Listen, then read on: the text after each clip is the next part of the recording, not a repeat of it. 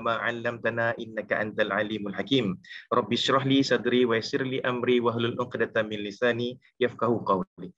Lebih dahulu saya ucap terima kasih kerana ini kali kedua saya diundang. Kalau sebelum ni saya dengan guru-guru sahaja dan mudir sahabat saya yang saya kasihi, Ustaz Zarimi Syubrawi, sedap namanya.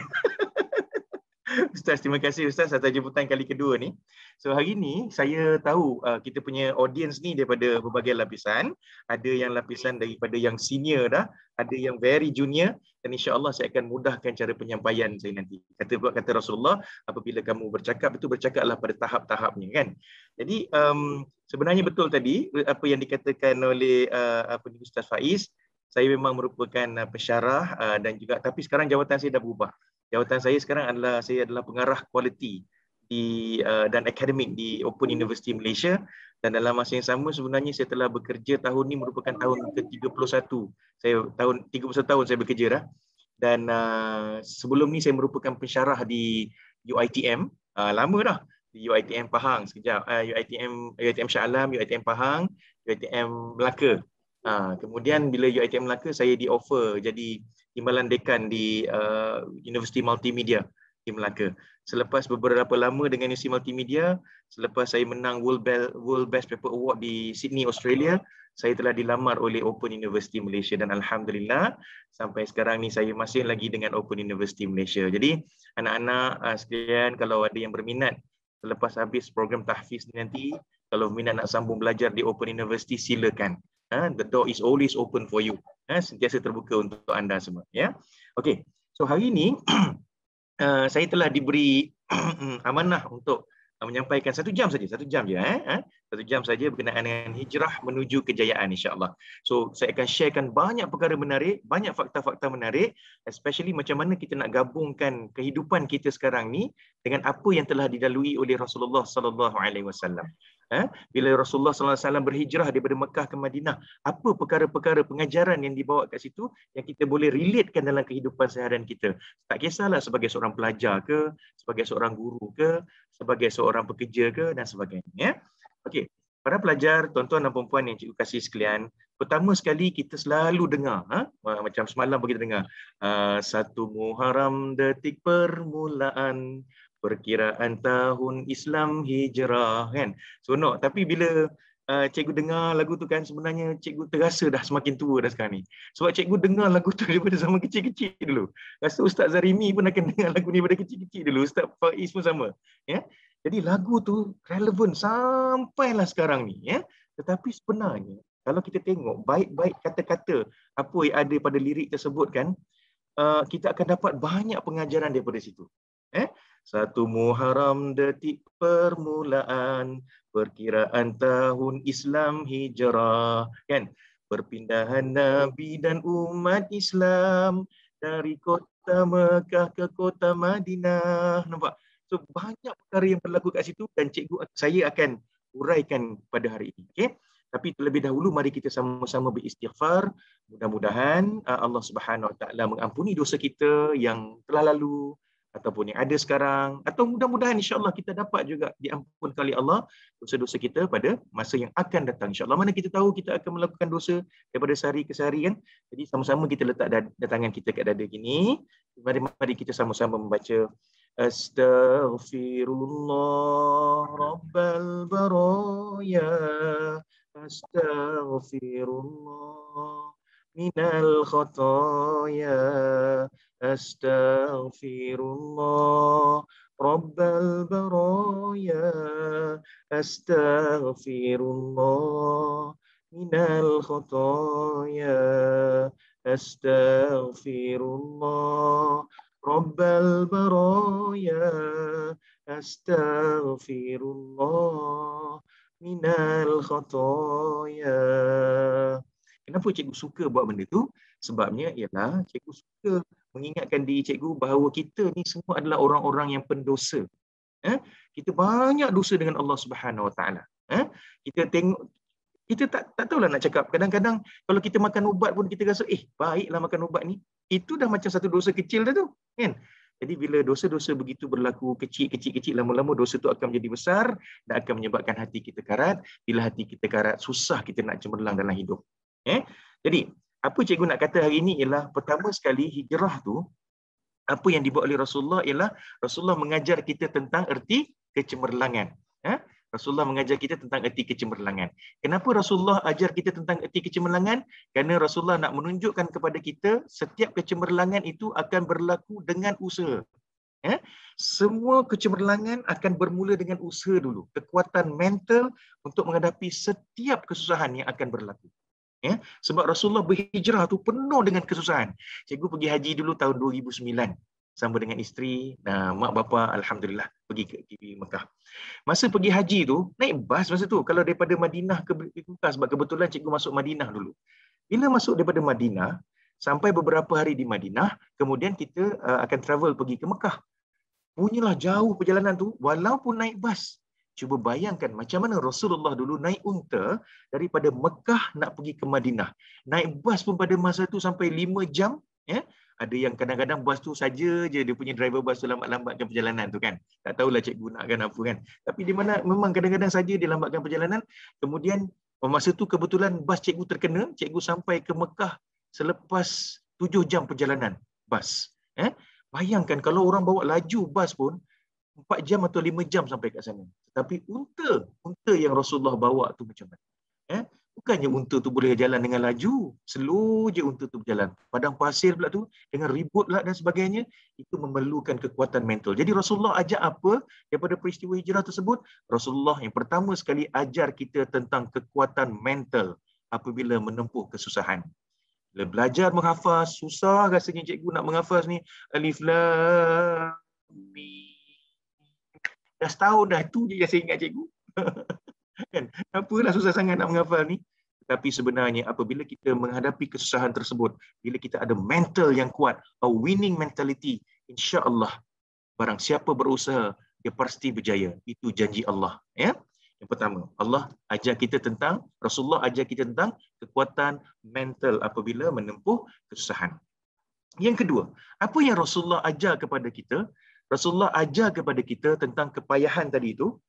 Tetapi satu benda yang paling penting ialah kebergantungan kita kepada Allah Subhanahu Wa Taala secara total, secara menyeluruh. Hasbunallah wa ni'mal wakil, ni'mal maula wa ni'man nasir. Cukuplah Allah sebagai penolongku. Sebab tu kalau kita tengok saudara-saudara kita di Palestin, di Palestin, sangat kuat dia punya mental, sangat kuat semangat dia.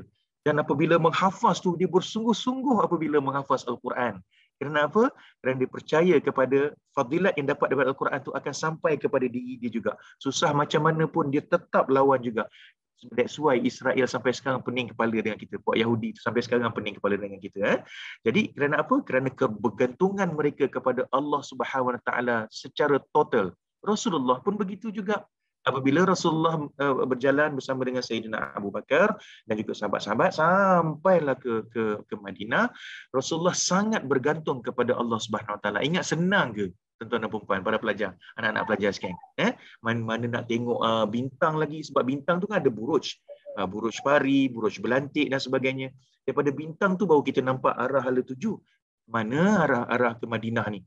Sebab di padang pasir yang luas tu dengan panas, malam ekstrim sejuk, kalau siang tu dengan debu-debu dan sebagainya, bagaimana agaknya kalau kita tidak ada kekuatan dalam diri dan tidak bergantung kepada Allah Subhanahu Wa Taala.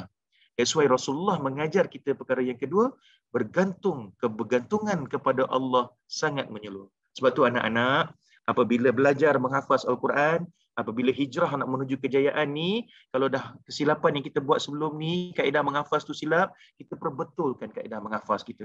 Right? Dan setiap kali kita nak menghafaz Al-Quran, berdoa pada Allah supaya Allah memudahkan penghafalan kita dan menjadikan kita bijaksana supaya kita mudah mengajar orang lain selepas ini. Dan itu menentukan juga kebergantungan kita kepada Allah Subhanahu Wa Taala. Yang itu yang kedua anak-anak.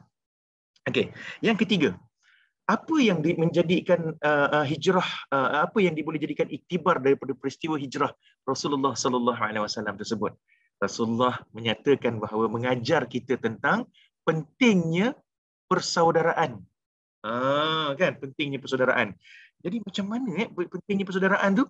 Maknanya semua orang daripada yang ada di keliling kita adalah kawan-kawan kita. Semua orang di keliling kita adalah saudara mara kita. That's why dalam hidup ni, orang yang menghafaz Al-Quran, apabila mulut dia jahat, bermakna hati dia jahat. Bila hati dia jahat, makna mental dia jahat. Bila mental dia jahat, mana mungkin dia menjadi orang Islam yang baik. Dan apabila mulut dia jahat, mengata orang sana, mengata orang sini, mencerca orang, mencari keburukan orang, tikam belakang kawan-kawan dia yang lain, bagaimana mungkin dia akan mudah menghafaz Al-Quran tersebut? Sebab itulah persaudaraan ni sangat penting. Kata Rasulullah apa? La tabaghadu wa la tahasadu wa la tadabaru wa kunu ibadallahi ikhwana. Semua ni kita ni bersaudara mara. Cikgu bukan bidang agama tau. Cikgu bidang dulu asal-asal civil engineering tau. Lepas tu disebabkan scholarship dulu daripada JPA, that's why cikgu belajar dalam bidang bisnes sampailah ke peringkat PhD. Dan bidang kepakaran cikgu adalah bidang digital marketing. Tapi cikgu minat tentang bidang-bidang bersifat agama. Masa cikgu di UiTM Pahang lagi, cikgu dah bagi ceramah dekat merata-rata tempat di negeri Pahang. In fact, di luar Pahang pun cikgu bagi ceramah. Kerana apa? Cikgu nak cari ramai kawan-kawan. Kerana apa? Cikgu nak cari ramai lagi saudara-saudara cikgu. Ada satu pepatah orang-orang Cina, dalam The Ancient Secret of Chinese Arts of Motivation. Dia mengatakan bahawa dalam dunia ini, 1,000 orang kawan sangat sedikit. Tetapi 1 orang musuh kalau dalam dunia ni sangat banyak. Apa yang diajarkan oleh Rasulullah sallallahu alaihi wasallam pada kita dalam tempoh iktibar masa peristiwa hijrah tu? Rasulullah mengajar kita supaya jadilah bersaudara dengan semua orang. Baik dengan semua orang. Baik dengan semua orang. Okey. Kaum Muhajirin dan kaum Ansar bersatu dengan penghijrahan yang dilakukan oleh baginda sallallahu alaihi wasallam. Yang keempat apa? Yang keempat, daripada iktibar daripada peristiwa hijrah tersebut, Rasulullah ajar kita tentang ilmu komunikasi. Ilmu komunikasi, doktor? Yes, ilmu komunikasi. Kenapa? Sebab bila kita nak bergerak dari satu tempat ke satu tempat, contohlah, macam mana Rasulullah nak berkomunikasi dengan Sayyidina Abu Bakar? Macam mana kalau kaedah dia berkomunikasi dengan sahabat-sahabat yang lain? Supaya bagaimana kaedah untuk menghilangkan jejak-jejak tapak-tapak tu apabila mereka berjalan di padang pasir, untuk mengelakkan kaum-kaum musyrikin untuk serang mereka, untuk mengejar mereka.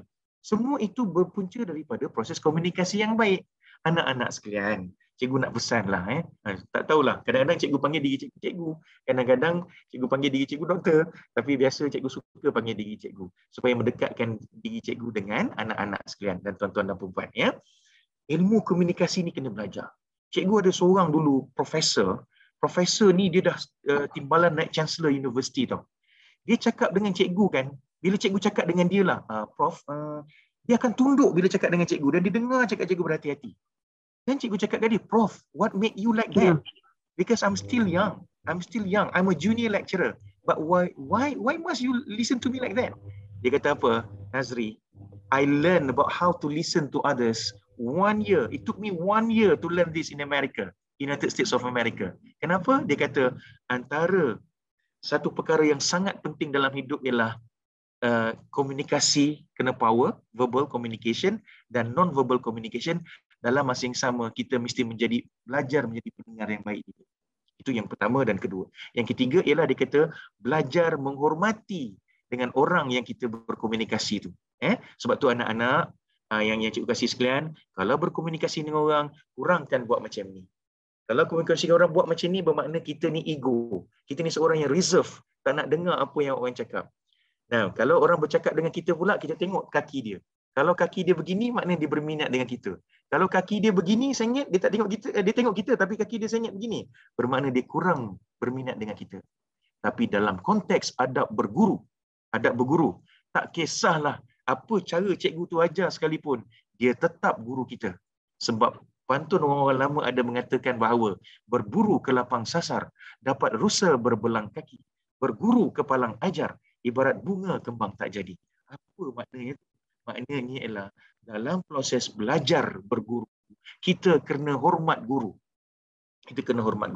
Cikgu dengan guru cikgu dulu, masa boleh salam, cikgu akan salam dia dan cium tangan dia.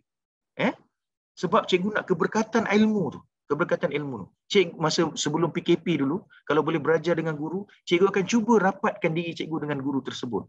Kerana ada ilmu yang kita boleh dapat daripada buku, tapi kebanyakan ilmu dalam buku memerlukan penerangan daripada seorang guru. Nampak tak? Ada ilmu yang kita boleh belajar sendiri daripada Al-Quran, especially kalau kita ada ilmu-ilmu asas. Tetapi banyak lagi dalam ilmu Al-Quran tersebut yang kita kena belajar dengan guru kita di Ma'had Tahfiz ni. Kena ingat anak-anak, hormat guru, jangan sakitkan hati guru walaupun sedikit. Apabila guru bercakap dengan kita anak-anak, mudir bercakap dengan kita, tengok muka mudir tu. Sebab rupanya apabila kita tengok muka mudir itu, kita tengok muka guru-guru kita, di situ akan dapat al-mudarrisah tadi kan, guru perempuan, guru lelaki kan. Kita akan dapat dia panggil macam mana? Kita akan dapat manfaat daripada ilmu tersebut. Patutlah masa cikgu pergi dekat Madinah dulu, patutlah cikgu pergi dekat Mekah dulu. Kadang-kadang kuliah dia dibuat dalam Masjidil Haram, kadang-kadang kuliah diorang dibuat di Masjid An-Nabawi. Bila cikgu tengok, ramai ada satu guru akan duduk dalam atas kerusi tau, kerusi dia. Dia akan duduk, dia bercakap. Tapi anak-anak murid dia akan duduk serapat yang mungkin, sehingga ibaratnya kalau jatuh daun, daun tu tak cecah ke bumi lah, rapat antara satu sama lain, dan wajah mereka melihat guru tersebut dengan penuh rasa kasih sayang. Dengan penuh rasa kasih sayang. Now, kita tanya, you ask yourself, whether you have that kind of mentality or not.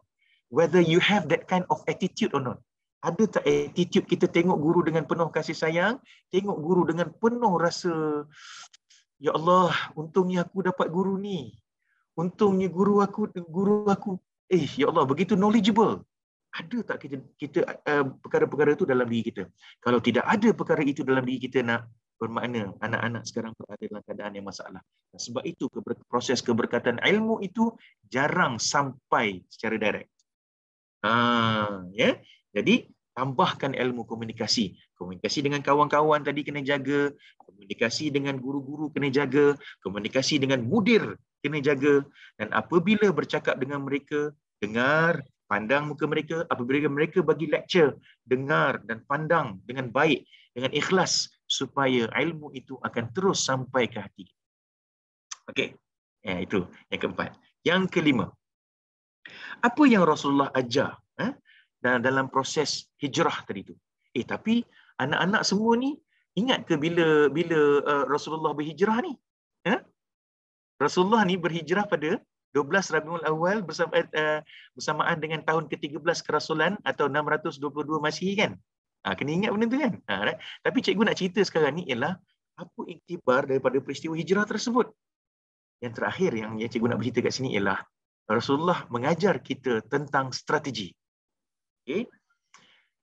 Philip Kotler and Gary Armstrong, Zig Ziglar, Peter Drucker, itu semua orang-orang barat yang mengkaji tentang kaedah management, planning, leading, organizing, controlling, dan mereka mengkaji tentang strategi ni. Ya? Dan mereka mendapati dalam hidup ni, kalau orang yang tak ada strategi, biasanya hidup dia tak tentu arah. Kesana kemari pun tak tentu arah. Rasulullah mengajar kita daripada peristiwa hijrah tersebut ialah hidup kita from time to time, from day to day, you have to strategize yourself. Kena ada satu strategi daripada sehari ke sehari. Apa strategi itu, doktor? Strategi dia macam ni. Ada orang dia kata, kalau cikgu tanya Abdul Aziz nak apa yang Abdul Aziz nak dalam hidup ni, Abdul Aziz? Apabila masuk dekat Ma'had Tahfiz Al-Istiqamah ni. Cikgu, saya nak hafaz Al-Quran. Cikgu, saya nak hafaz Al-Quran. Cikgu bagi contoh je Abdul Aziz, bukan ini Abdul Aziz lain, bukan Abdul Aziz yang ini, Abdul Aziz yang ini baik, cikgu tahu. Bila pelajar yang ada kata saya nak hafaz Al-Quran je cikgu, percayalah cakap cikgu, pelajar ni tidak akan habis menghafaz Al-Quran. Tidak akan habis. Kerana dia tidak ada ilmu yang dipanggil ilmu strategi. Ilmu strategi kena ada SMART konsep, specific, measurable, attainable, reasonable and timeliness. SMART, S-M-A-R-T. Specific, measurable, attainable, reasonable and timeliness. Kena ada time frame. That's why bila kita set strategi itu, sama ada dia bersifat short term, medium term ataupun long term, kata Philip Kotler dengan Gary Armstrong, dia kata kalau short term tu ialah kurang daripada setahun. Kalau medium term tu ialah kurang daripada 2 tahun. Kalau long term tu adalah 2 tahun dan ke atas. Ada orang kata juga 5 tahun di atas. Gary Davis kata, Fred R. Davis kata 5 tahun dan ke atas. Tapi cikgu suka nak katakan dekat sini ialah apabila anak-anak buat strategi untuk menghafaz Al-Quran, anak-anak dah kena letakkan tahun. Bila nak habis tu? Cikgu, saya nak menghafaz Al-Quran, saya nak hafaz juzuk 1 sampai juzuk 10 dalam tempoh setahun, cikgu. Setahun. Nampak? Ada smart konsep. Specific, measurable, attainable, reasonable, and timeliness. Okay, timeliness. Sangat spesifik. Saya nak capai, nak hafaz Al-Quran. Okay, spesifik, measurable. Bila? Saya nak hafaz 10 juzuk tu. Saya nak hafaz 10 juzuk Al-Quran. Okay, attainable. Boleh capai sebab hari-hari saya fokus untuk belajar Al-Quran saja, menghafaz Al-Quran. Reasonable, logik berdasarkan umur saya sekarang. Dan timeliness, time frame, setahun daripada sekarang. Orang yang macam inilah yang biasanya akan berjaya mencapai matlamat kita, sebab if you fail to plan, you are planning to fail. Jika anda gagal merancang, anda sebenarnya merancang untuk gagal. Sebab tu Rasulullah ajar kita daripada peristiwa hijrah tersebut, hidup kena berstrategi. Ya anak-anak, mulai pada hari ini, tolong ya nak, hafal Quran dengan baik, set matlamat tu. Kalau mudir tanya nanti, kalau cikgu-cikgu yang lain tanya nanti, cakap, cikgu, saya nak hafal Al-Quran dalam tempoh 2 tahun, cikgu. Cikgu, saya nak hafal Al-Quran dalam tempoh 3 tahun, cikgu. Sebab tu orang-orang yang Olimpik baru-baru ni, dia kalah tahun 2020, tak apa, Olimpik 2020 kalah tak apa, dia target untuk pergi Olimpik 2024 nanti. Maknanya dia ada time frame kat situ. So cikgu ulang balik anak-anak. Apa yang dikatakan, yang diajar oleh Rasulullah kepada kita, hasil daripada penghijrahan tadi. Yang pertama, Rasulullah ajar kita tentang kekuatan mental apabila kita menempuhi kesusahan. Yang kedua, Rasulullah mengajar kita kebergantungan kepada Allah secara total. Right? Hasbunallah wa ni'mal wakil, ni'mal maula wa ni'man nasir. Ya? Kebergantungan kita pada Allah secara total. Jangan ada benda-benda lain yang akan ganggu kita. Yang ketiga, kita kena anggap semua orang yang keliling kita adalah bersaudara mara, bersaudara kita. Jangan sakitkan hati mereka, jangan tikam belakang, jangan mengadu domba, jangan mengeji, mengumpat mereka. Kalau nak tegur mereka, kita kena panggil mereka secara berhadapan dan kita bercakap sendiri dengan dia. Sebab kata sahabat Nabi, siapa yang menegur seseorang tu di depan orang lain, sebenarnya dia bukan nak membaiki orang tu, tetapi dia nak merosakkan hubungan baik dia dengan orang tu dan nak memalukan orang tu di hadapan orang lain. Ada niat lain. Tetapi kalau orang yang memanggil orang yang nak ditegur, bercakap, itulah sebenarnya teguran yang ikhlas. Jadikan semua orang bersaudara mara, jangan sakiti hati mereka, kerana Rasulullah tak suka orang yang menyakiti saudara-saudara yang lain. Dan biasanya, dalam kajian psikologi mengatakan bahawa siapa yang mulut dia jahat, suka mengumpat, suka mengutuk, suka mencarut dan sebagainya, biasanya otak dia akan semakin tumpul. Dan apabila otak dia semakin tumpul, macam mana dia nak baca Al-Quran? Macam mana dia ingat Al-Quran? Okay. Yang keempat, Rasulullah kata, perbaiki ilmu komunikasi. Cikgu dah ulang ni, perbaiki ilmu komunikasi. Rasulullah ajar dalam peristiwa hijrah tu. Yang kelima, Rasulullah ajar kita tentang hidup kena berstrategi. Hidup kena berstrategi. Okey, baik. Ada soalan setakat ni anak-anak? Ataupun daripada cikgu-cikgu? Silakan. Ada soalan tak? Ada soalan? Okey. Kalau tak ada soalan, cikgu nak teruskan dengan perkara pengurusan masa yang baik. Anak-anak, cikgu nak bagi sesuatu dalam tempoh setengah jam daripada masa yang ada sekarang ni. Cikgu nak anak-anak catat benda ni. Kebanyakan daripada kita sebenarnya bukannya tak pandai menghafal, menghafaz Al-Quran. Okay? Kebanyakan daripada kita bukan mempunyai otak yang lemah, tapi sebenarnya kita jadi susah nak menghafaz. Dan kita rasa otak kita lemah sebab kita menghafaz Al-Quran pada waktu yang salah. Cikgu, ada ke waktu yang betul untuk menghafaz Al-Quran? Ada. Sebab ada kajian sains mengatakan bahawa otak kita anak-anak, ingat daripada kecil, Abdul Aziz yang kecil tadi pun ingat apa cikgu cakap. Otak kita ni ada alfa, beta, theta, delta. Ini sains sikit lah. Alfa, beta, theta, delta. Ini semua gelombang tu nak, gelombang. Gelombang yang macam kat hospital tu, bila cek jantung ke apa ke kan, bisa tutut, gitu kan? Itulah gelombang. Dan gelombang tu ada pada alfa, beta, theta, delta. Dan gelombang otak kita ni ada yang bergerak 8 hingga 12 kali gerakan sesaat. Ada yang bergerak antara 13 hingga 29 kali sesaat. Itulah dia otak kita pada waktu alfa dan beta. Dan pada waktu ini anak-anak, jika siapa yang menghafaz Al-Quran, biasanya dia akan ingat, strongly embedded in the mindset ni. Sampai bila-bila pun dia akan ingat. Kalau cikgu tu tebuk dekat sana, tebuk dekat sini baca Al-Quran tu, dia boleh ingat. Contoh macam cikgu tanya, lillahi ma fis samawati wa ma fil ard wa in tubdu ma fi anfusikum aw tukhfuhu yuhasibukum billah. Cikgu tebuk kat situ pun dia senang-senang dia sambung. Kerana apa? Kerana hafazan tu telah melekat kuat dalam dia punya mindset. Okey. Soalan, cikgu, bila masanya waktu alfa dan beta ni cikgu? Waktu alfa dan beta ni, yang pertama kalau waktu siang adalah antara pukul 9 pagi hingga pukul 12 tengah hari. That's why pagi-pagi biasanya sekolah anak-anak, madrasah anak-anak dah mula suruh hafaz Al-Quran pada waktu ini. Sebenarnya orang Cina dan India bila dia hantar anak-anak dia pergi tuition, dia akan hantar anak-anak pergi tuition pada waktu ni. 9 hingga 12 tengah hari. Masa pukul 12 sehingga pukul 3 petang, anak-anak jangan belajar. Kalau pada waktu tu bolehlah buat ulang kaji sikit-sikit tak apa.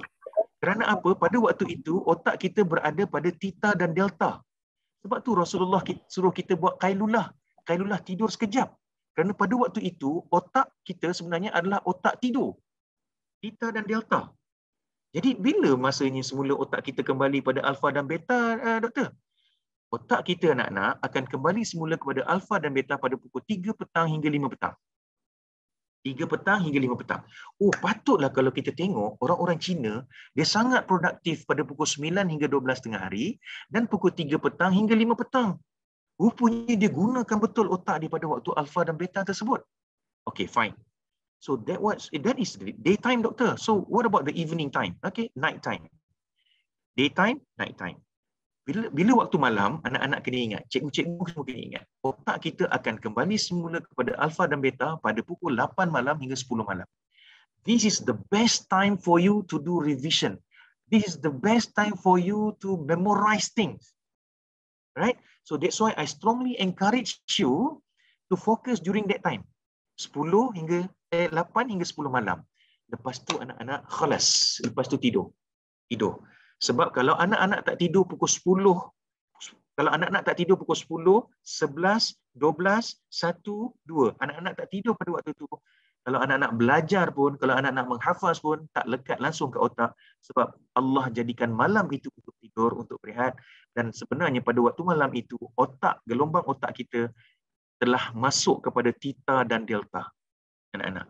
Jadi doktor, bila masanya nak belajar balik semula tu? Kalau betul-betul nak bangun malam, sebab tu dalam Islam kita ada bangun sepertiga malam untuk belajar, untuk menghafaz Al-Quran, untuk solat dan sebagainya. Sebab itulah malam antara pukul 2 pagi hingga 4 pagi, that is actually the best time for you to do revision. That is the best time for you to memorize Al-Quranul Karim. Nampak tak? Jadi cikgu nak cakap dekat sini anak-anak, kita bukannya tak pandai sayang. Kita sebenarnya menghafaz pada waktu yang salah. Kita menghafaz pada gelombang otak kita tidur. Macam mana kita nak mengingat? Betul tak?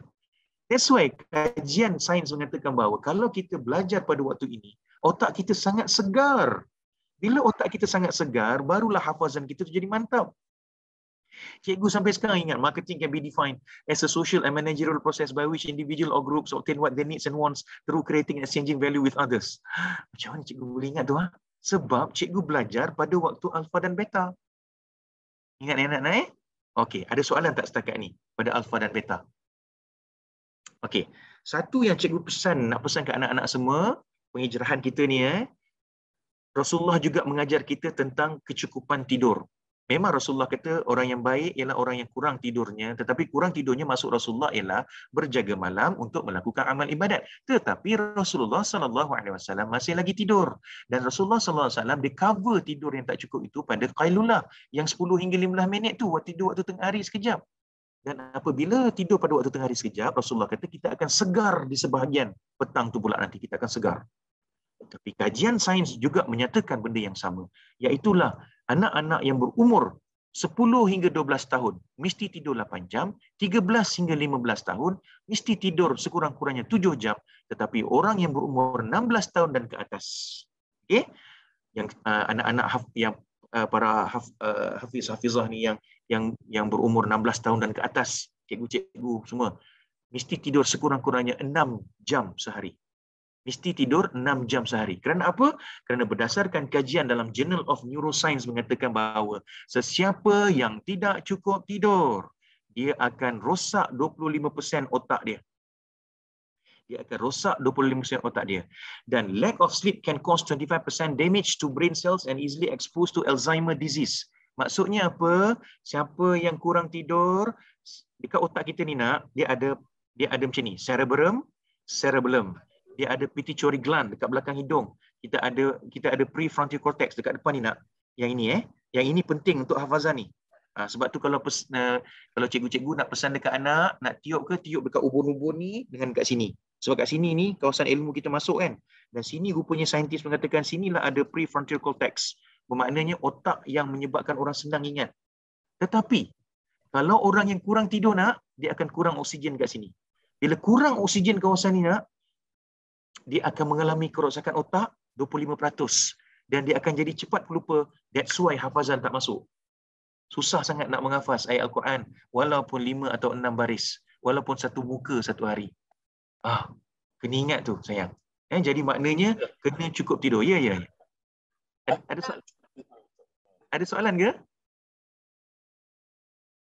Okey, cikgu nak ajar kat sini, siapa-siapa yang selalu rasa letih, dalam badan kita ni ada satu, kalau komputer kan sayang, mesti ada on, mesti ada off. Button tu kan, button on, button off. Sebenarnya dalam badan kita ni ada button juga. Dan button tu terletak di bawah hidung kita ni. Di bawah hidung kita ni. Siapa yang rasa letih, nak menghafaz Al-Quran rasa susah, dia kena reboot dia punya mindset. Reboot ni maknanya dia reset balik semua oksigen dalam badan, degupan jantung, aliran darah, dia set balik. Macam komputer kena reboot lah kan. Bukan reboot lain. Dia reboot. Reboot tu maknanya dia setkan balik komputer tu jadi baik. Jadi kita tekan dekat sini selama 1 minit. Anak-anak buatlah ni. Sebab ini kajian yang dibuat oleh Dr. Alan Mendel yang mengatakan bahawa badan kita ni kalau dalam keadaan yang tekanan tertekan, kita boleh reset balik kat sini. Dan buat macam orang Cina buat, iaitulah dia tepuk tangan dia begini nak. So maknanya kalau kita dekat luar dah rasa macam ya Allah nak pergi kuliah dah ni, nak pergi kuliah, nak menghafaz Al-Quran, rasa lemah sangat, tekan sini. Kemudian ya Allah kenapa aku macam ni masih lagi tak ada semangat, buat macam ni sayang. Dan cikgu nak bagi satu tips baru, yang ini cikgu dapat daripada orang-orang Cina. Orang Cina rupanya dia selalu ketuk macam ni nak, tepuk 10 kali. Dan tepuk sini sayang, 10 kali. Tepuk sini 10 kali sayang. Tepuk sini 10 kali. Rupanya kaedah ini akan menyebabkan kita punya sistem otak, sistem medulla oblongata kita, cerebellum, dan kita punya sistem parasimpatetik yang dalam jantung kita ni, kita akan jadi lebih relax. Cikgu tahu ada di antara anak-anak yang hafaz Al-Quran ni mak bapak dia doktor. Tapi inilah di realiti. Bila kita relax, baru kita akan dapat instant energy. Instant energy, tenaga yang baru. Baru mudah kita nak menghafal Al-Quran anak-anak. Satu lagi, cikgu nak pesan pada anak-anak, siapa yang menghafaz Al-Quran ni, kajian ini dibuat oleh Stockholm KTH Royal Institute of Technology. Kajian ini mengatakan bahawa orang tidak akan cemerlang dan bahagian otak dia akan rosak, memori pendek ni, prefrontal cortex ni, kalau dia melayan Facebook, WhatsApp, Twitter terlalu lama. Cikgu tahu ada anak-anak yang suka WhatsApp, cikgu tahu ada anak-anak yang suka game, apa semua ni. Yang terlalu lama, sebab Malaysia adalah top 3 in the world. 8 jam anak-anak muda sanggup depan laptop. 8 jam anak-anak muda sanggup layan Facebook, WhatsApp, Twitter dan sebagainya. Kajian daripada Stockholm KTH Royal Institute of Technology mengatakan bahawa siapa yang ada masalah yang ini, dia tidak boleh lekang. Dia tidak boleh kalau handphone tak ada dekat dia. Biasanya, dalam tempoh yang terdekat, bahagian otak yang berkaitan dengan short term memory ini akan mengalami kerosakan. Sebab tu anak-anak, kita bukan tak pandai, tetapi kita silap manage diri kita sendiri, akhirnya menyebabkan kita susah nak menghafaz ayat-ayat Al-Quran. Okey, soalan. Ada soalan nak? Teruskan. Ada soalan? Waalaikumsalam. Ya, silakan. Kalau terlebih tidur macam mana ya? Terlebih tidur pun bahaya puan. Siapa yang bertanya ni puan yang bertanya? Ustazah ke? Ya. Ustazah. Macam ni. Kalau terlebih tidur sangat pun tak bagus untuk diri kita. Sebab dia akan menyebabkan sistem tubuh badan kita akan menjadi lemah. Tidur tu biarlah ala kadar sahaja. Kalau 6 jam, 6 jam lah. Kalau 8 jam, 8 jam lah. Dan jangan lebih daripada itu. Kerana kalau orang yang terlebih tidur, dia akan menyebabkan otak dia jadi lembab juga. Kerana apa? Bila dia lebih tidur, seluruh sistem darah saraf dan otak dia menjadi tidak aktif. Sebab tu kalau kita tengok orang demam, dia kalau terbaring saja dalam tempoh yang beberapa hari, orang sakit ni, tempoh beberapa hari, dia akan mengalami masalah otot. Otot dia tak boleh bergerak dengan baik, dia ada masalah, even nak bangun pun untuk makan pun, dia akan jadi masalah. Sebab perkara ini berlaku pada ayah saya. Dan rupa-rupanya, bila saya tanya doktor pakar, dia mengatakan bahawa bila orang yang lama terlalu baring gini, tidur dalam keadaan yang lama, akhirnya dia akan saraf dia akan mengalami masalah. Tuan-tuan dan puan-puan, anak-anak, para pelajar yang kasih sekalian, kalau saraf dah problem, macam mana agak-agaknya otak kita? Bukankah saraf tu otak kita yang kontrol? Kan? Bila saraf kita dah lemah, macam mana agaknya otak kita nak jadi power? Sebab tu anak-anak, jangan tidur berlebihan. Tidurlah ala kadar saja, sampai masa pada waktu belajar. That's it. Sampai masa pada waktu bermain. Itu jawapan saya, Ustazah. Tidur. Ada orang kata, doktor macam mana pula saya tidur tak cukup doktor malam? Saya bagi tips. Walaupun perkara ni sebenarnya ada yang mengatakan tak berapa elok tidur selepas subuh, tapi sebenarnya ada satu kajian mengatakan bahawa kalau malam kita tak puas tidur, selepas subuh tu kita tidur sekejap je, 10 hingga 15 minit je. 10 hingga 15 minit je. Jangan tidur sampai 1 jam, 2 jam. Kalau kita tidur 10 hingga 15 minit lepas subuh tadi tu, kalau malam tak cukup tidurlah, kita akan jadi lebih lega lepas tu. Kita akan jadi lebih tenang dan lebih rileks lepas tu. Sebab kalau tidak, kalau kita tak cukup tidur malam kan, biasanya pukul 8, pukul 9, pukul 10 tu kita menguap tu lain macam. Itu tanda-tanda kita kurang oksigen. Jadi macam nak cover tadi, lepas subuh tadi, tidur 10 hingga 15 minit. Mana dapat murah-murah lah. Siapa pula tu Ustaz? Okey, ada soalan lagi Ustazah? Harap saya menjawab soalan Ustazah. Okey. Alright. Ustaz Zarimi, boleh kita teruskan Ada 15 minit lagi. Ustaz Zarimi. Okey, anak-anak para pelajar, cikgu nak beritahu satu perkara yang menarik untuk anak-anak. Test diri anak-anak. Okey. Anak-anak sekalian, dalam otak kita ni, anak-anak kena ingat. Otak kita ni terbagi kepada 2 bahagian tau sayang. Otak kita ni terbagi kepada 2 bahagian. Otak yang kanan dan juga otak yang kiri. Okey, ada orang dia dominan otak kanan. Ada orang dia dominan otak kiri. Ada orang dia balance otak kanan dan otak kiri. Okey, cuba anak-anak, cikgu rasa Ustaz Zarimi dan Ustaz dan Ustazah semua dah tahu dah benda ni, tapi ni untuk anak-anak juga. Kalau nak buat pada diri sendiri pun boleh Cuba anak-anak buat macam ni kat tangan. Ini kajian Dr. Alan Mendel. Dr. Alan Mendel, okey, kita buat sayang, buat semua buat. Okey. Doktor tinggi sikit tangan, tak nampak. Macam ni. Nampak tak? Nampak tak? Nampak? Okey. Okey. Kalau buat tangan macam ni, kalau tangan ibu jari yang kiri di atas. Ibu jari kiri di atas menunjukkan bahawa kita ni otak kanan. Okey, kalau ibu jari kanan di atas, itu bermaknanya kita ni otak kiri. Okey, clear? Clear. Jadi macam mana nak tahu, Dr. Alan Mendel kata, macam mana nak tahu ujian tadi betul?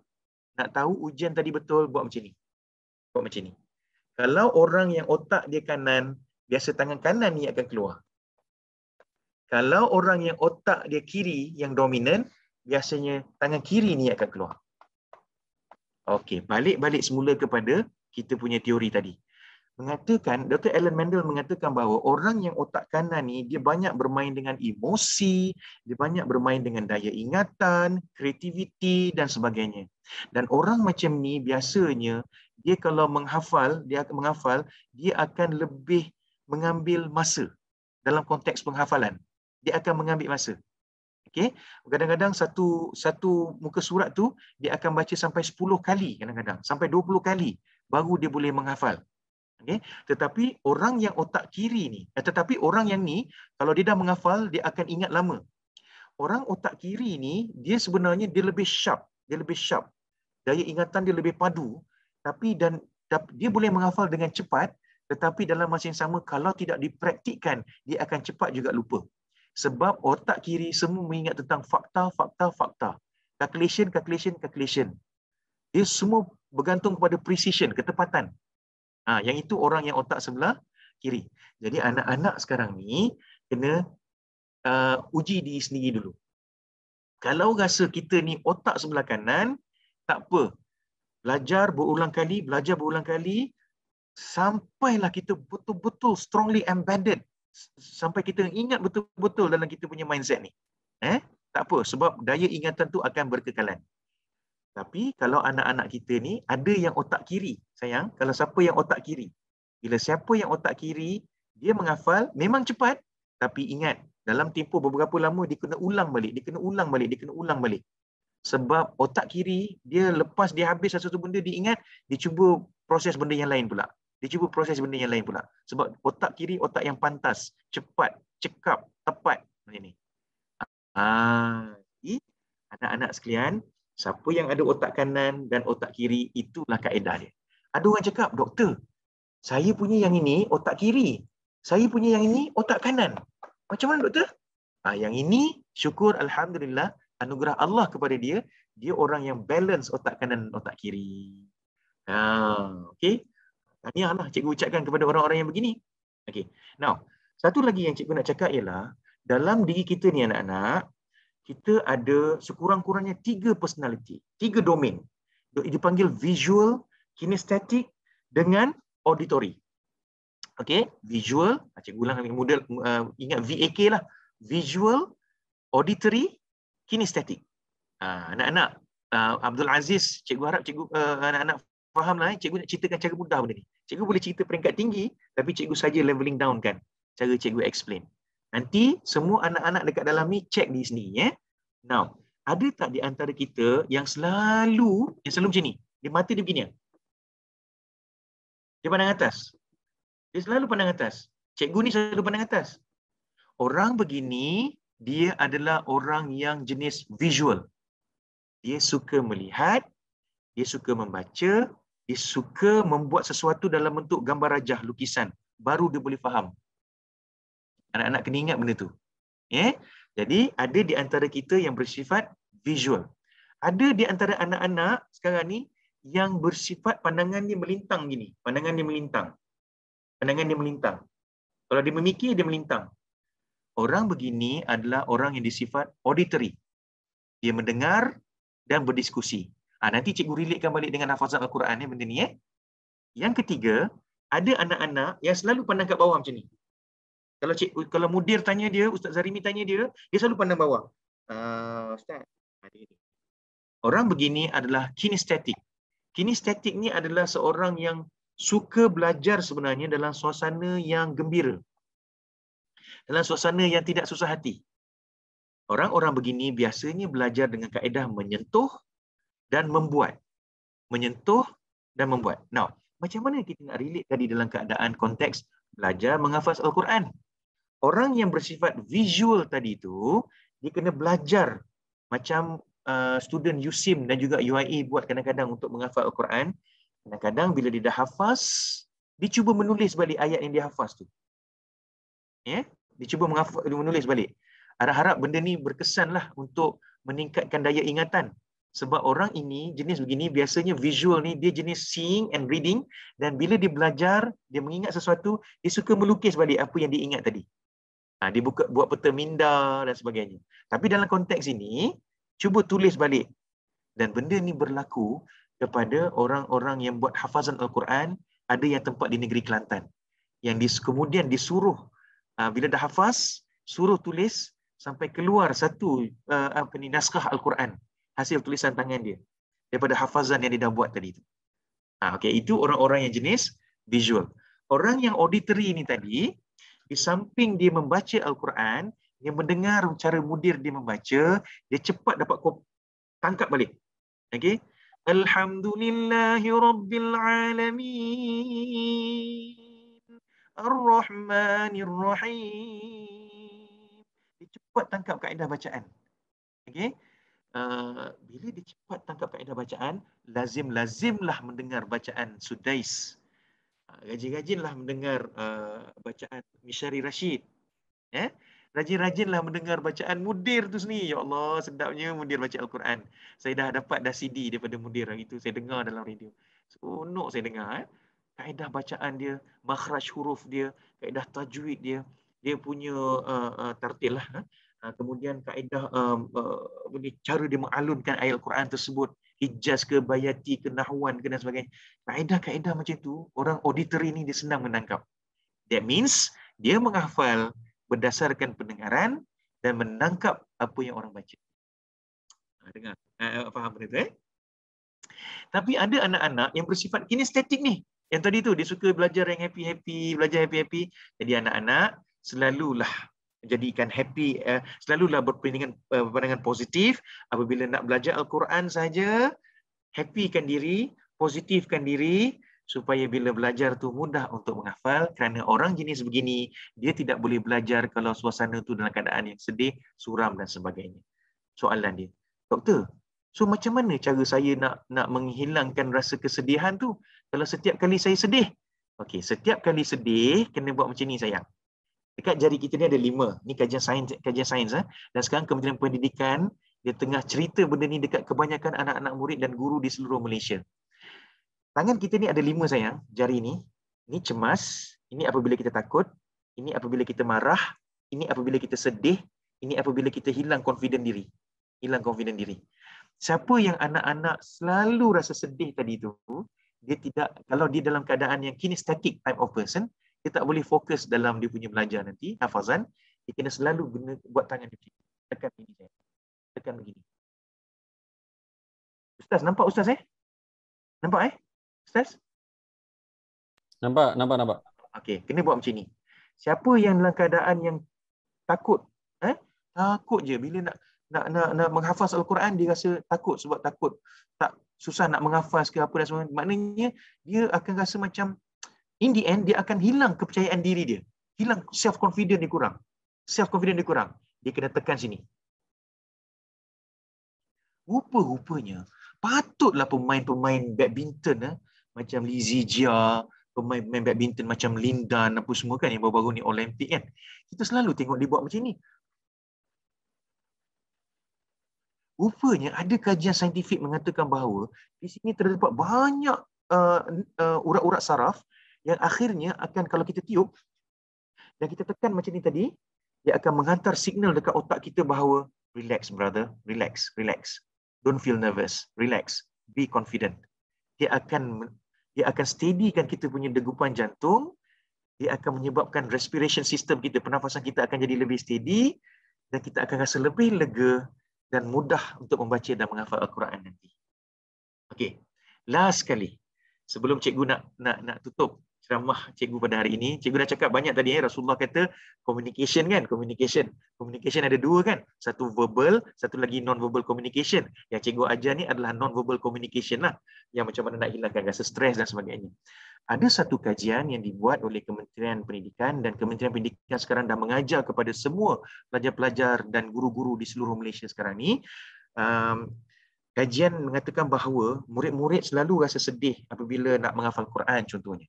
Murid-murid selalu rasa macam risau dan sedih, takut bila nak masuk kelas belajar dan sebagainya. Murid-murid selalu hilang rasa keseronokan untuk menghafaz Al-Quran, untuk belajar dan sebagainya. Jadi kaedah yang diajar oleh psychologist, ini anak-anak kena buat tahu. Anak-anak cuba buat butterfly hug macam ni. Butterfly hug. Hug ni perlukan tau sayang. Hug ni perlukan. Tapi kita ni yang Rasulullah kan ajar communication tadi, non-verbal communication kan, gerakan tangan dan sebagainya. Tapi sebenarnya ialah kalau diterjemahkan dalam konteks psikologi, kita kena puji diri sendiri, ingatkan diri sendiri dengan memeluk diri sendiri. Memeluk. Itu sebab nama dia butterfly ni. Okay? So tepuk dia macam ni. Abdul Aziz, jangan risau. Abdul Aziz boleh hafaz Al-Quran insya-Allah dalam tempoh 1 tahun. Abdul Aziz, jangan risau. Abdul Aziz boleh hafaz Al-Quran insya-Allah dalam tempoh 1 tahun. Kenapa? Sebab apa yang menjadi kekuatan bagi Mat Saleh tu, sebenarnya apabila dia berbuat sesuatu, dia selalu mengingatkan diri dia. Sebab otak kita ni ada kognitif, afektif, perasaan, dan psikomotor. Kalau kita bercakap, otak kita menangkap. Bila otak kita menangkap, seluruh badan kita akan lebih steady dan kita mudah menghafaz Al-Quran. Ini dipanggil butterfly hug yang pertama. Yang kedua, ini dibuat oleh orang Meksiko. Abdul Aziz, jangan risau. Bacalah juzuk 30 tu. InsyaAllah boleh hafaz dalam tempoh 15 hari. Abdul Aziz, boleh buat. InsyaAllah. Sekarang mak bapak kita kan jauh daripada kita kan. Jadi kita tepuk diri kita sendiri. Yang ini dibuat oleh orang-orang Meksiko. Tepuk atas bahu. Yang ketiga, butterfly hug dibuat oleh orang-orang Cina. Dia suka buat macam ni. Abdul Aziz, insya-Allah atas doa restu mak ayah, atas doa restu guru-guru, mudir, atas doa restu sahabat-sahabat, Abdul Aziz boleh buat insya-Allah. Abdul Aziz boleh buat. Sebenarnya perkara begini interpersonal antara kita dengan sahabat-sahabat, intrapersonal antara kita dengan diri sendiri dan juga kita dengan Allah Subhanahu Wa Taala. That's why kalau kita kuat benda ni, saya nak ubah mentaliti orang Melayu. Orang Melayu jarang buat benda ni. Orang Islam jarang buat benda ni.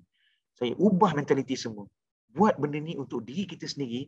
I'm very confident that we will become a better person in the future. Kita boleh menghafal Al-Quran insya-Allah dengan mudah. Daya ingatan kita akan lebih kuat dan kita akan merasa lebih confident nanti untuk menghafaz Al-Quran dan hilang segala perasaan-perasaan negatif yang ada pada pada diri kita. Okey, anak-anak, cikgu nak pesan sesuatu sayang. Lepas ni kan, kalau yang menghafaz Al-Quran ni, kurangkan rasa-rasa yang macam marah, kurangkan rasa-rasa yang macam geram dengan orang lain. Sebab perkara-perkara ini akan menyebabkan kita tidak akan berjaya sampai bila-bila. Kita tidak akan berjaya sampai bila-bila. That's why dalam hidup kita ni sayang, cikgu nak pesan sesuatu lah. Ya? Kalau orang yang selalu marah, walaupun dia sedang belajar atau membaca Al-Quran, okay, kadang-kadang syaitan lebih sikit kacau dia. Orang yang selalu marah, tengok mak bapak kita ni. Lama-lama, hati dia akan rosak. Yes, this is scientific research. If you, keep on, your attitude, your behavior as an angry man, angry person, angry bird, you are going to have a problem with your liver. Akan ada problem dengan hati, terutama. Orang yang selalu sedih, dia akan ada problem dengan paru-paru dia. Baca Al-Quran akan mengelakkan kita daripada rasa sedih tersebut. Itulah kehebatan baca Al-Quran. Orang yang selalu rasa risau, kajian sains mengatakan bahawa risau sebenarnya 4% je. Yang 96% tu sebenarnya tak terjadi langsung. Tapi yang ramai orang risau adalah yang 96% tu. Okay? Orang yang selalu risau, dia akan selalu ada problem dengan perut dia. Esophagus problem, sampailah dia punya sistem perut dia ada problem. Selalu berasid. Dan selalu berangin. Orang yang selalu berada dalam keadaan tekanan, stres je panjang. Sebab tu baca Al-Quran akan hilangkan stres. Okay? Kalau mak ayah kita stres, suruh dia baca Al-Quran. Okay? Orang yang stres, dia akan ada masalah pada heart and brain. Jantung dan otak. Dua-dua ni akan ada problem nanti. Dan orang yang sentiasa rasa ketakutan, takut nak buat itu, takut nak buat ini, takut nak menyertai pertandingan tilawatul Quran pun takut, nak menyertai pertandingan hafazan Al-Quran pun takut, mudir panggil nak test Al-Quran, nak test bacaan pun takut. Orang yang takut ini lambat laun, kajian sains mengatakan, ini medical sciences mengatakan bahawa dia akan mengalami sakit buah pinggang. Sakit buah pinggang. Sebab itulah rajin-rajinlah bercakap pada diri sendiri, bagi semangat pada diri sendiri, dan pesan dengan ayat-ayat dan hadis-hadis yang Rasulullah sallallahu alaihi wasallam dah bagi pada kita, dah turunkan pada kita. Baca ayat-ayat tersebut, tenangkan hati, dan insya-Allah kita akan boost instant energy dan kita akan jadi lebih confident, ada winning mentality, dan insya-Allah kita akan hafaz Al-Quran dengan hebat. Itulah dia sebenarnya hijrah hidup kita daripada biasa-biasa kepada menjadi luar biasa. Daripada from zero to hero. From biasa-biasa, hijrah kita akan menjadi satu hijrah yang menuju kejayaan, yang akan menjadikan kebanggaan pada mak dan ayah kita, dan insya-Allah mudah-mudahan satu hari Rasulullah sallallahu alaihi wasallam akan pandang kita di hari akhirat besok, dan kita akan juga mendapat syafaat dari Rasulullah sallallahu alaihi wasallam. Okey. Itu saja. Tepat 1 jam. Tepat 1 jam.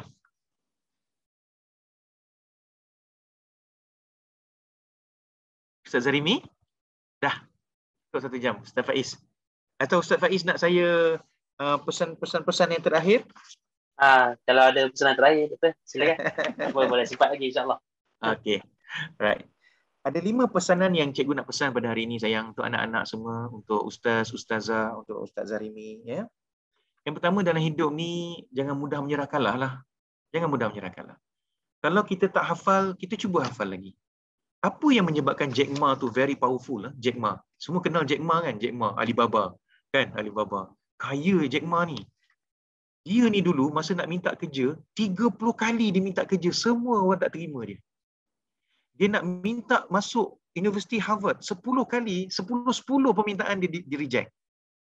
Tapi apa yang ada pada dia, dia kata, dia ada kekuatan mental. Dia tidak mudah menyerah kalah.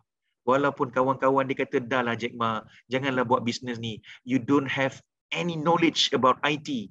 You don't have any knowledge about business and accounting. So don't move forward. Dia kata, jangan. If you have a problem, come back to us. Jack Ma kata, no. Sekali aku dah melangkah, aku tidak akan lagi menoleh ke belakang. Aku akan pastikan aku akan capai apa perkara yang aku juga macam hafazan Al-Quran. Sekali mak dan ayah kita dah hantar kita dekat Ma'had Tahfiz Al-Istiqamah ni, teruskan. Sebab ramai orang yang menghafaz Al-Quran, akhirnya dia berjaya dalam hidup. Sebab percayalah, atas syafaat Al-Quran itu, kita tidak, insya-Allah, kita tidak akan hidup susah. Syafaat Al-Quran itu, insya-Allah, kita tidak akan hidup susah. Tengok budak perempuan baru-baru ni, dapat kerja dengan Tesla 2-3 hari lepas kan. Oh, hebat budak ni. Hafaz Al-Quran tau budak perempuan ni. Dapat SPM pun straight A's. Dapat beasiswa Mara pergi belajar dekat California. Sampailah dapat bekerja dengan syarikat Tesla. Itu yang pertama. Yang kedua, mulai pada hari ini sayang, susah macam mana pun belajar, jangan komplain. Stop complaining. Lagi banyak kita komplain, lagi banyak negatif aura yang ada dekat diri kita ni. Okey, yang kalau ingat macam ni je. Kalau kita punya mudir boleh hafaz Al-Quran, kalau cikgu-cikgu kita yang lain tu boleh menghafaz Al-Quran, kenapa tidak kita? Sebab mereka juga melalui masa dan zaman yang sama macam kita. Menghafaz, menadah kitab dan sebagainya. Mengingat, okey, merangsang otak dan sebagainya. Penuh dengan pengorbanan, mujahadah. Dan kemudian dalam hidup ni, learn from other people's mistake. Kalau kawan kita dah buat silap, kita jangan ikut kesilapan yang kawan kita dah buat tu. Sebab orang yang bodoh sebenarnya, orang yang gagal sebenarnya adalah orang yang jatuh di lubang yang sama pada kali kedua. Apa yang kawan kita dah buat silap, jangan ikut. Okey?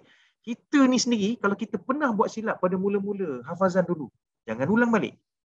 Perbaiki balik kesilapan yang ada tu, untuk kita lepas ni lebih mudah menghafaz tanpa mengulang balik kesilapan yang kita dah lakukan hari itu. Dan dalam hidup ni, jangan lupa, sentiasalah hormat mak ayah. Sentiasalah hormat guru-guru. Sebab itulah 2 sumber doa yang akan menyebabkan kita mudah untuk mencerap ilmu yang boleh kita akan gunakan sampai akhir hayat kita nanti. InsyaAllah. Dan akhir sekali, cikgu nak pesan, hafazlah Al-Quran, jadilah idola besok kepada anak-anak kita di masa akan datang. Sekian. Assalamualaikum warahmatullahi wabarakatuh. Terima kasih. Waalaikumsalam warahmatullahi taala wabarakatuh.